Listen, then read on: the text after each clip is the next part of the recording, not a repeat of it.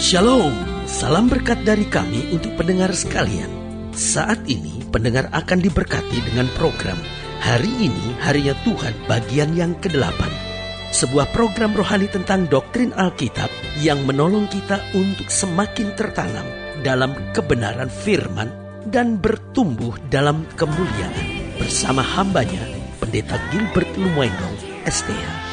Banyak orang merasa doktrin Alkitab sebagai sesuatu yang membingungkan. Tetapi tahukah saudara bahwa doktrin Alkitab intinya adalah memahami Alkitab dengan benar, dengan pemahaman yang sistematis, sehingga kita terus dapat tertanam di dalam kebenaran firman, sehingga kita terus bertumbuh di dalam kemuliaan Allah.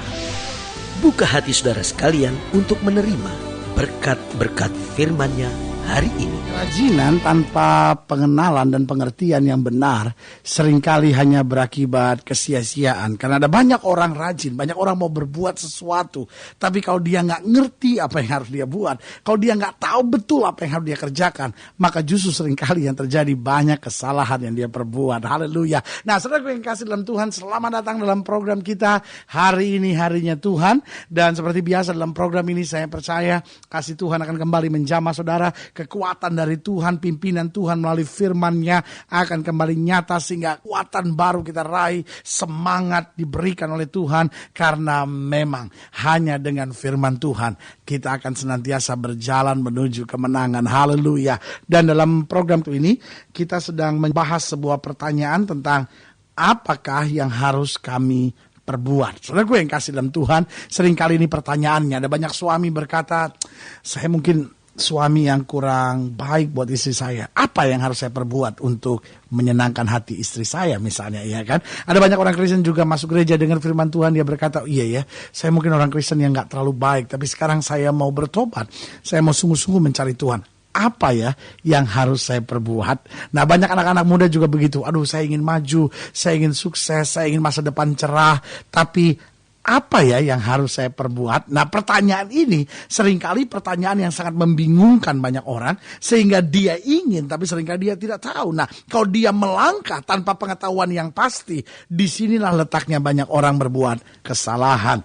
Nah, itu sama-sama akan kita pelajari dari Lukas pasal 3. Lukas pasal 3 ayat yang ke-10 sampai ayat yang ke-20. Demikian firman Tuhan. Orang banyak bertanya kepadanya, jika demikian, apakah yang harus kami perbuat?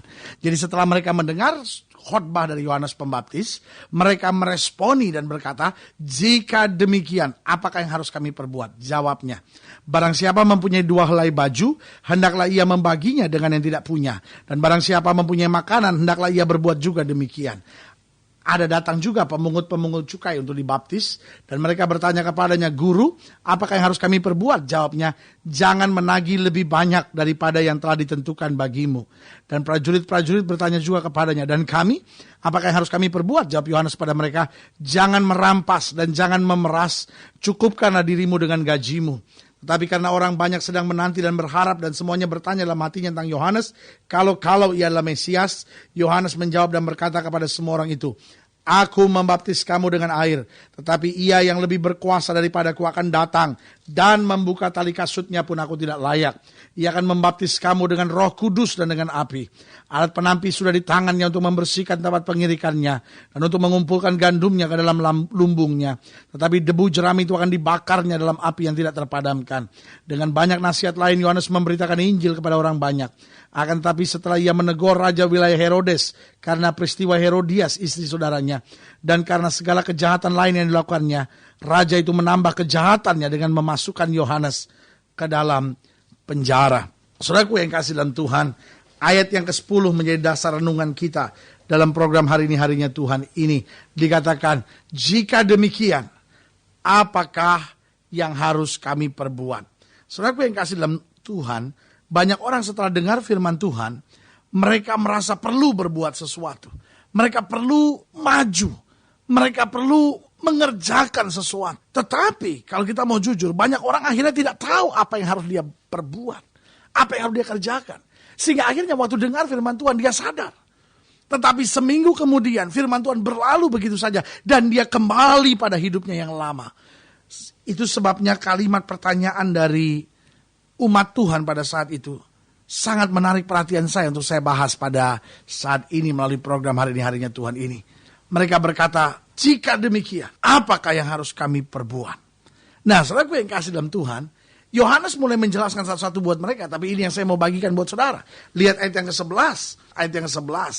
Jawabnya, barang siapa mempunyai 2 helai baju, hendaklah ia membaginya dengan yang tidak punya. Dan barang siapa mempunyai makanan, hendaklah ia berbuat juga demikian. Jadi yang pertama, apa yang harus kita perbuat? Setelah kita bertobat, setelah kita terima Yesus, setelah kita jadikan firman Tuhan sebagai dasar kehidupan kita, apa yang harus kita perbuat? Yang pertama, kita jangan hidup untuk diri dan kepentingan diri sendiri lagi. Jangan hidup untuk diri sendiri dan jangan hidup untuk kepentingan diri kita sendiri. Karena kita tahu kita diselamatkan oleh anugerah. Kita tahu bahwa kita diberkati oleh karena kasih setia Tuhan. Kita tahu bahwa kita sudah diangkat dari kegelapan. Kita dibebaskan dari kutuk. Allah mulai mempersiapkan hal-hal yang dahsyat dan luar biasa.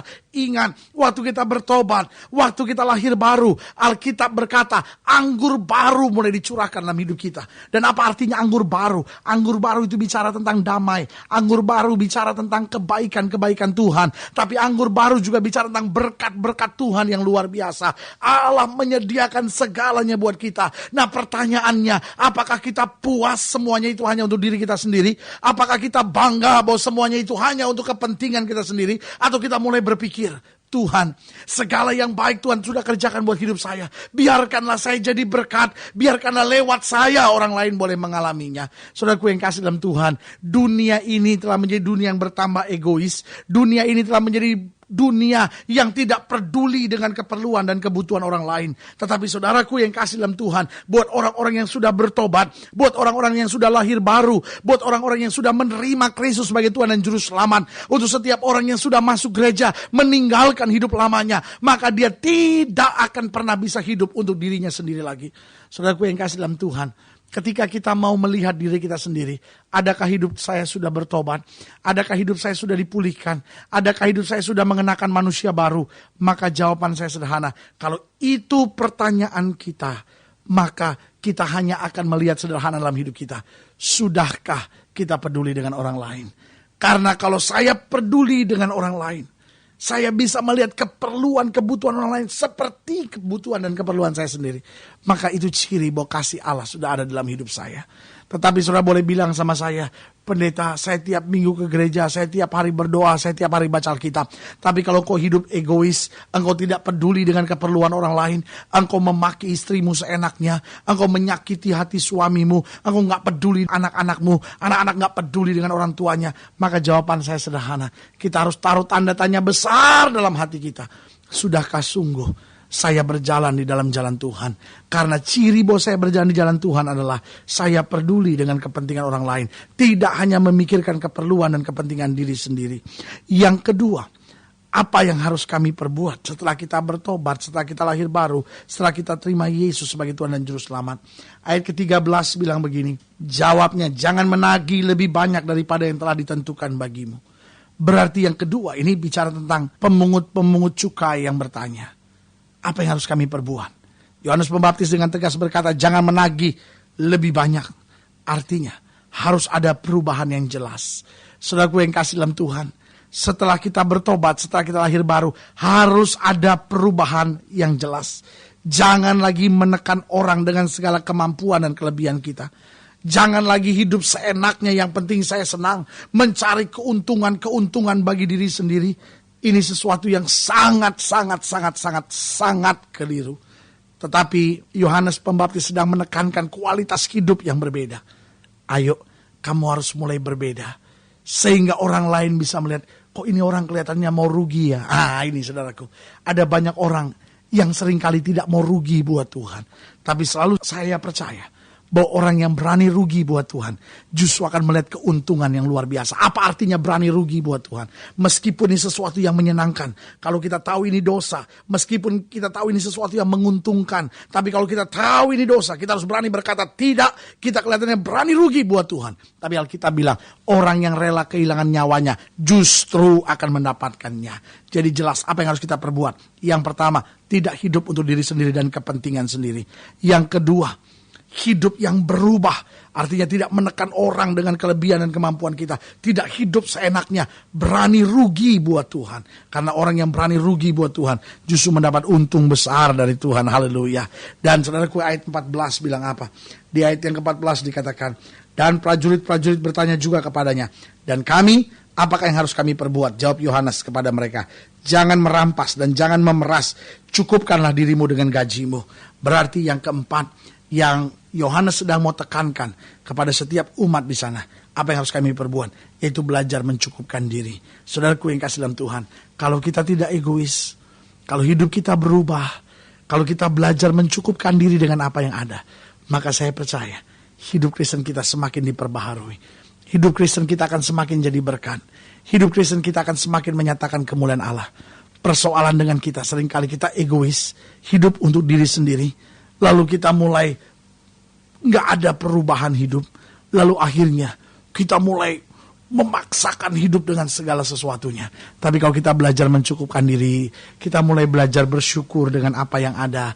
Meskipun tantangan ada, meskipun masalah ada, kita belajar bersyukur. Saya percaya hal-hal yang luar biasa akan menjadi pengalaman hari-hari yang indah dengan Tuhan dalam hidup kita. Haleluya. Nah, saudaraku yang kasih dalam Tuhan, kalau sudah mau dilayani lebih jauh, hubungi kami melalui telepon, hubungi kami melalui surat, kunjungi website kami, karena kami ada untuk membawa Bapak Ibu sudah senantiasa lebih dekat kepada Tuhan, sehingga kita mengalami kasih, mujizat, kuasa yang luar biasa. Dan secara khusus supaya kita dapat mengerti hari ini pertanyaan apa yang harus kami perbuat, sehingga hidup Kristen kita tambah maju, rumah tangga kita tambah bahagia, masa muda kita tambah cemerlang. Oh, hidup kita semakin berkenan kepada Tuhan, sehingga setiap kita dapat berkata, terima kasih Tuhan, Engkau mengangkat kami menjadi hamba yang baik dan setia. Haleluya. Nah, melalui program ini saya juga mau berdoa untuk setiap saudara yang sakit, setiap saudara yang berbeban berat, setiap saudara yang sedang menghadapi masa-masa sukar, atau mungkin setiap saudara yang sedang bingung, Tuhan saya sudah bertobat, apa yang harus saya buat ya Tuhan, ya gimana saya buat supaya rumah tangga saya lebih bahagia, gimana saya buat supaya suami saya bisa lebih dekat sama Tuhan, apa yang harus saya perbuat supaya masa muda saya senantiasa menyenangkan hati Tuhan. Nah, setiap saudara ingin didoakan secara khusus, saudara boleh taruh tangan kanan saudara di dada dan kita doa sekarang. Bapa, dalam nama Yesus, hamba percaya firman-Mu ya dan amin. Firman-Mu menjelaskan kepada kami betapa indahnya mengiring Kristus. Firman-Mu menyatakan kepada kami Tuhan bahwa kami dapat mengerti apa yang Tuhan kehendaki dalam kehidupan kami. Itu sebabnya melalui program ini hamba berdoa buat yang sakit, yang berbeban berat, yang menghadapi masa-masa sukar, yang taruh tangan kanannya di dada, hamba berdoa di dalam nama Yesus, Tuhan jamah, Tuhan pulihkan, Tuhan kerjakan mujizat dalam kehidupannya. Bahkan mungkin mereka yang sedang bingung, ragu-ragu, tidak mengerti langkah apa yang harus ia buat untuk senantiasa menyenangkan hati Tuhan, hamba doa dalam nama Yesus, Tuhan jamah, sehingga melalui program ini kembali iman kami dikuatkan, diteguhkan, dan kami berjalan senantiasa bersama dengan Yesus. Haleluya. Amen. Saudaraku yang kasih dalam Tuhan, kita sudah berdoa, imani apa yang sudah doakan, karena sesuai dengan imanmu jadi padamu. Haleluya. Doa saya menyertai saudara. Sampai berjumpa pada program berikut. Hadapi hidup ini dengan sukacita, hadapi hidup ini dengan semangat dan kekuatan dari Tuhan, karena ingat, bersama Yesus kita cakap menanggung segala perkara. Dan jangan lupa, jadikan hari ini harinya Tuhan. Haleluya.